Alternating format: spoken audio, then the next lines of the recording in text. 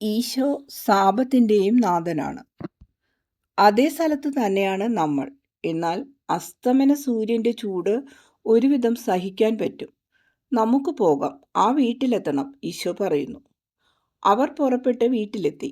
അവർ അപ്പവും വെള്ളവും ചോദിക്കുന്നു. എന്നാൽ ആ കൃഷിക്കാരൻ ക്രൂരമായി അവരെ ഓടിക്കുകയാണ്. ഫിലിസ്ത്യരുടെ വർഗം അണലിപ്പാമ്പുകൾ എപ്പോഴും അങ്ങനെ തന്നെ. വിത്തുകളതല്ലേ, വിഷമുള്ള കായ് മാത്രമേ ഉണ്ടാകൂ. ക്ഷീണിതരും വിശക്കുന്നവരുമായ ശിഷ്യർ പിറുപിറുക്കുന്നു. നിനക്കതിന് കിട്ടിക്കോളും. എന്തുകൊണ്ടാണ് നിങ്ങൾ സ്നേഹമില്ലാതെ വർത്തിക്കുന്നത്? പകരം വീട്ടിലിൻ്റെ സമയം കഴിഞ്ഞുപോയി, നമുക്ക് മുന്നോട്ട് പോകാം. രാത്രി ആയില്ലല്ലോ, വിശപ്പ് കൊണ്ട് നിങ്ങൾ മരിക്കുന്നില്ലല്ലോ. ഈ ആത്മാക്കൾക്ക് എന്നെക്കുറിച്ച് ദാഹമുണ്ടേകാണ്ടതിന് ഈ ചെറിയ ത്യാഗം നിങ്ങൾ ചെയ്യൂ. ഈശോ അവരെ ഉപദേശിക്കുന്നു. എന്നാൽ ശിഷ്യർ ഒരു വലിയ വയലിലേക്കിറങ്ങി ധാന്യക്കതിരുകൾ പറിക്കുകയാണ്. കൈവെള്ളയിലിട്ട് തിരുമ്മി അവർ അത് തിന്നുന്നു. എനിക്ക് തോന്നുന്നു വിശപ്പടക്കാൻ എന്നതിനേക്കാൾ അവരുടെ ദേഷ്യം തീർക്കാനാണ് അങ്ങനെ ചെയ്യുന്നതെന്ന്.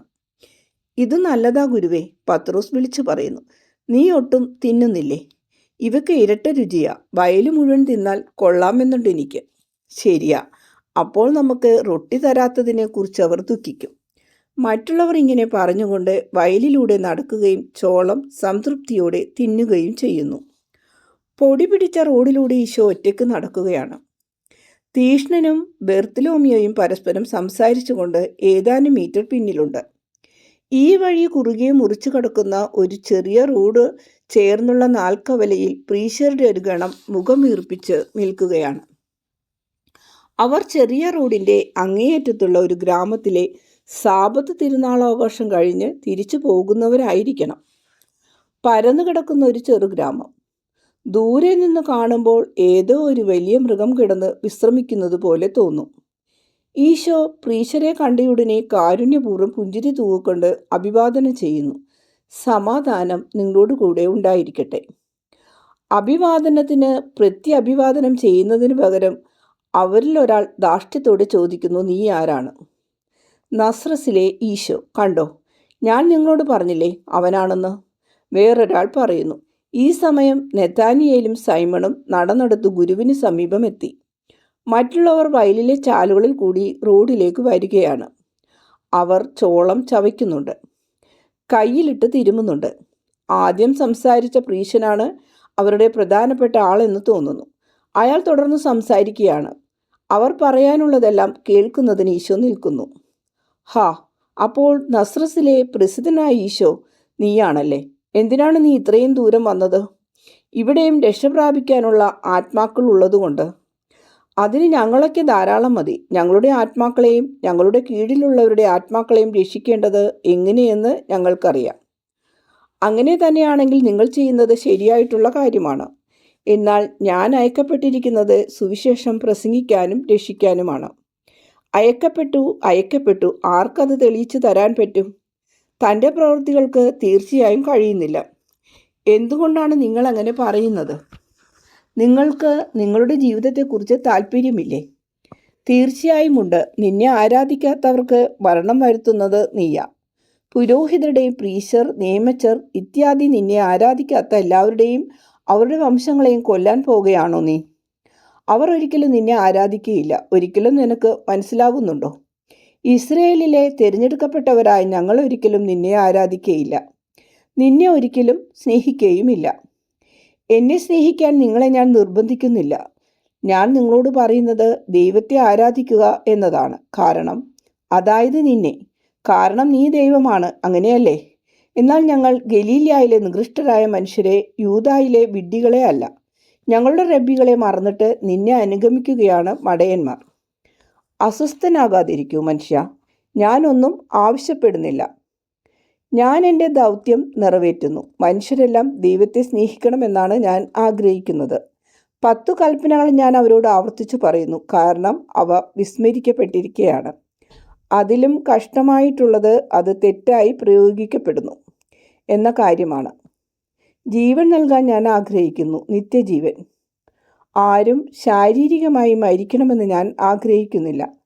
ആത്മീയ മരണമൊട്ടും ആഗ്രഹിക്കുന്നുമില്ല. നിങ്ങൾക്ക് താല്പര്യമുണ്ടോ എന്ന് ഞാൻ ചോദിച്ച ജീവൻ നിങ്ങളുടെ ആത്മാവിൻ്റെ ജീവനാണ്.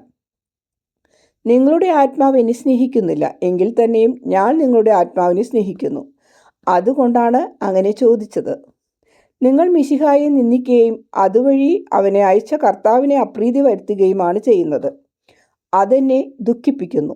നിങ്ങൾ നിങ്ങളുടെ ആത്മാവിനെ കൊല്ലുകയാണ്.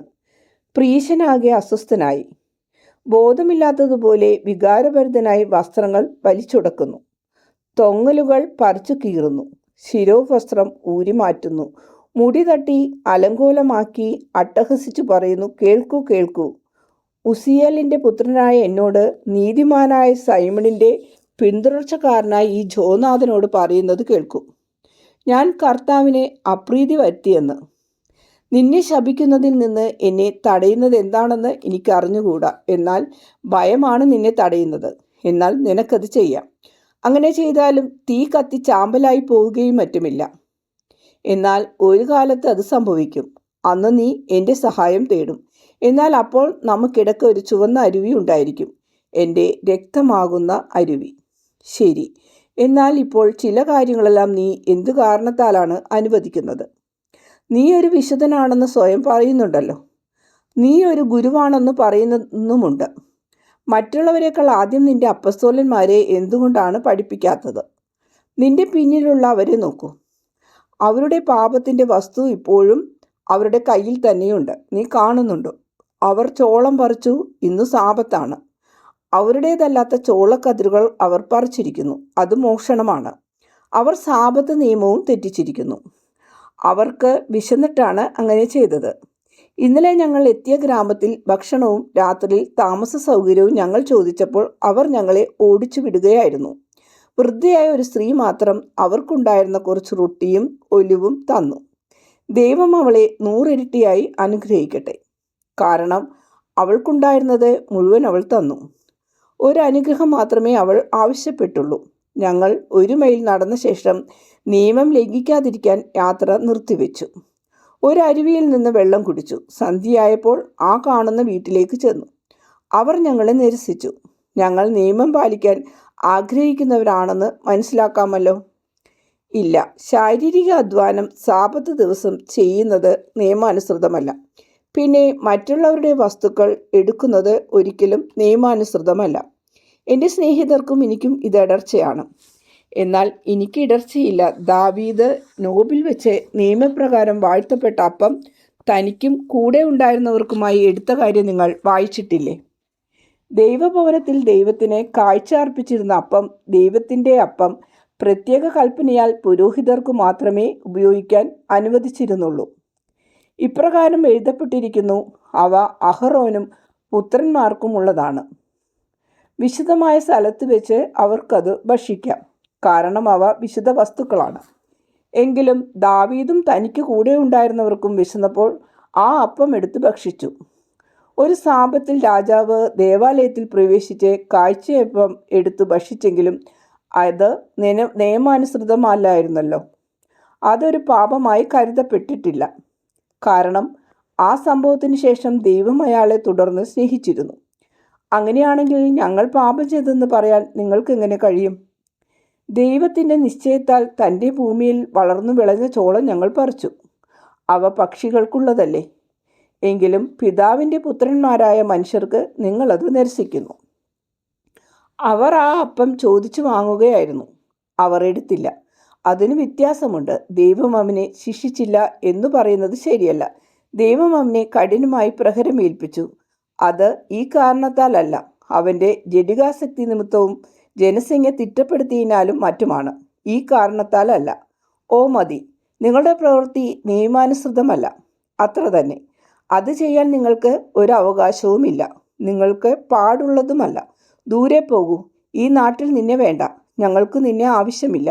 നിന്നെ എന്തു ചെയ്യണമെന്ന് ഞങ്ങൾക്ക് അറിഞ്ഞുകൂടാ. ഞങ്ങൾ പോയിക്കൊള്ളാം എന്നേക്കുമായി. അതോർത്തുകൊള്ളണം. ഉസിയേലിൻ്റെ പുത്രൻ ജോനാഥൻ്റെ മുമ്പിൽ ഇനി ഒരിക്കലും കണ്ടുപോകരുത്. പോകൂ. ശരി, ഞങ്ങൾ പോയിക്കൊള്ളാം. എന്നാൽ നമ്മൾ വീണ്ടും കണ്ടുമുട്ടും. അപ്പോൾ ജോനാഥനായിരിക്കും എന്നെ കാണണമെന്ന് ആവശ്യപ്പെടുന്നത്. അത് ഈ വിധി ആവർത്തിക്കുന്നതിനും എന്നെ ഈ ലോകത്തിൽ നിന്നും എന്നേക്കുമായി പുറന്തള്ളുന്നതിനുമായിരിക്കും. എന്നാൽ അന്ന് സ്വർഗമായിരിക്കും നിന്നോട് പറയുന്നത്, ഇപ്രകാരം നീ ചെയ്യുന്നത് നിയമാനുസൃതമല്ല എന്ന്. ഇത് നിയമാനുസൃതമല്ല എന്ന വാക്കുകൾ കാഹളശബ്ദമായി നിന്റെ ഹൃദയത്തിൽ മുഴങ്ങും. നിന്റെ ജീവിതകാലം മുഴുവനും പിന്നീട് ഇതുണ്ടായിരിക്കും. സാബത്ത് ദിനത്തിൽ സാബത്തിന്റെ വിശ്രമ നിയമം ലംഘിച്ച് പുരോഹിതർ ദേവാലയ ശുശ്രൂഷ നടത്തുന്നുണ്ടല്ലോ, എന്നാൽ അത് പാപമാകുന്നില്ല. അതുപോലെ കർത്താവിൻ്റെ ദാസരായ ഞങ്ങൾക്ക് പരിശുദ്ധനായ പിതാവിൽ നിന്നും സ്നേഹവും സഹായവും ലഭിക്കും. മനുഷ്യർ സ്നേഹം നിരസിക്കുകയാണല്ലോ. ഞങ്ങൾക്ക് ദേവാലയത്തെക്കാൾ വലിയവൻ ഇവിടെയുണ്ട്. ദൈവം സൃഷ്ടിച്ചിട്ടുള്ളവയിൽ നിന്ന് എന്തു വേണമെങ്കിലും അവനെടുക്കാം. കാരണം ദൈവമെല്ലാം സൃഷ്ടിച്ചിരിക്കുന്നതും വചനത്തിന് പാദപീഠമായിട്ടാണ്. ഞാൻ എടുക്കുകയും കൊടുക്കുകയും ചെയ്യുന്നു. ഈ പറഞ്ഞത് ഭൂമിയാകുന്ന വിശാലമായ മേശയിൽ വെച്ചിരിക്കുന്ന ചോളക്കതിരുകൾക്കും വചനത്തിനും ബാധകമാണ്. ഞാൻ എടുക്കുകയും കൊടുക്കുകയും ചെയ്യുന്നു. നല്ലവർക്കും ദുഷ്ടർക്കും കൊടുക്കുന്ന ഞാൻ കരുണയാണ്. എന്നാൽ കരുണ എന്താണെന്ന് നിങ്ങൾക്ക് അറിഞ്ഞുകൂടാ. ഞാൻ കരുണയാകുന്നു എന്ന് പറഞ്ഞത് എന്താണെന്ന് നിങ്ങൾ മനസ്സിലാക്കിയിരുന്നെങ്കിൽ കരുണയല്ലാതെ മറ്റൊന്നും ഞാൻ ആഗ്രഹിക്കുന്നില്ല എന്ന് നിങ്ങൾ മനസ്സിലാക്കുമായിരുന്നു. കരുണ എന്തെന്ന് നിങ്ങൾ അറിഞ്ഞിരുന്നെങ്കിൽ നിർദോഷികളായവരെ നിങ്ങൾ കുറ്റം വിധിക്കുമായിരുന്നില്ല. എന്നാൽ നിങ്ങൾക്കറിഞ്ഞുകൂടാ, ഞാൻ നിങ്ങളെ കുറ്റം വിധിക്കുന്നില്ല എന്ന് നിങ്ങൾ അറിയുന്നില്ല. ഞാൻ നിങ്ങളോട് ക്ഷമിക്കുമെന്ന് നിങ്ങൾ അറിയുന്നില്ല. അല്ല, നിങ്ങളോട് ക്ഷമിക്കണമേ എന്ന് ഞാൻ പിതാവിനോട് പ്രാർത്ഥിക്കും. കാരണം ശിക്ഷയല്ല, കരുണയാണ് ഞാൻ ആഗ്രഹിക്കുന്നത്. എന്നാൽ നിങ്ങൾക്കതറിഞ്ഞുകൂടാ, അറിയാൻ നിങ്ങൾ ആഗ്രഹിക്കുന്നില്ല. ഇത് നിങ്ങൾ എന്നിൽ ആരോപിക്കുന്നതിനേക്കാൾ വലിയ തെറ്റാണ്. നിർദോഷികളായി ഇവർ ചെയ്യുന്നത് എന്തെന്ന് നിങ്ങൾ പറയുന്ന തെറ്റിനേക്കാൾ വലുതാണ് നിങ്ങളുടെ തെറ്റ്. സാബത്ത് മനുഷ്യന് വേണ്ടിയാണെന്നും മനുഷ്യൻ സാബത്തിന് വേണ്ടിയല്ല എന്നും നിങ്ങൾ അറിയണം. മനുഷ്യപുത്രൻ സാബത്തിൻ്റെയും അധിപനാണെന്ന് അറിയുക. ദൈവം നിങ്ങളോടുകൂടെ. ഈശോ ശിഷ്യന്മാരുടെ നേരെ തിരിഞ്ഞു പറയുന്നു, വരൂ, നമുക്ക് പോയി അടുത്തുള്ള മണലാരണ്യത്തിൽ എവിടെയെങ്കിലും കിടക്കാനുള്ള സൗകര്യം നോക്കാം. നക്ഷത്രങ്ങൾ നമുക്ക് കൂട്ടായിരിക്കും, മഞ്ഞു നമുക്ക് നവജീവൻ നൽകും. ഇസ്രയേലിന് മഞ്ഞ നൽകിയ ദൈവം തൻ്റെ വിശ്വസ്തരായ സാധുദാസന്മാർക്കും പോഷണം നൽകും.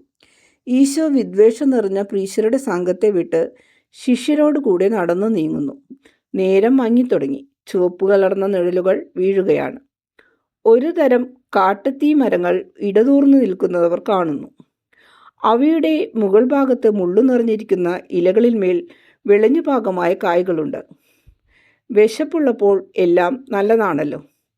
മുള്ളു കുത്തി കയറുന്നതും വകവയ്ക്കാതെ അവർ ആ കായ്കൾ പറിച്ച് മുന്നോട്ട് നീങ്ങുന്നു. അവസാനം മണൽ കൂനകൾ കാണുന്നു. കടലിരമ്പുന്നതും കേൾക്കാറായി. നമുക്കിവിടെ വിശ്രമിക്കാം. മണലിന് മയമുണ്ട്, ചെറു ചൂടും. നമുക്ക് നാളെ ആഷ്കലോണിലേക്ക് പോകാം. ഈശോ ഇത് പറയുന്നതോടെ ക്ഷീണിതരായ അവർ ഒരു വലിയ മണൽക്കൂനയുടെ ചുവട്ടിൽ കിടന്നുറങ്ങാൻ തുടങ്ങുന്നു.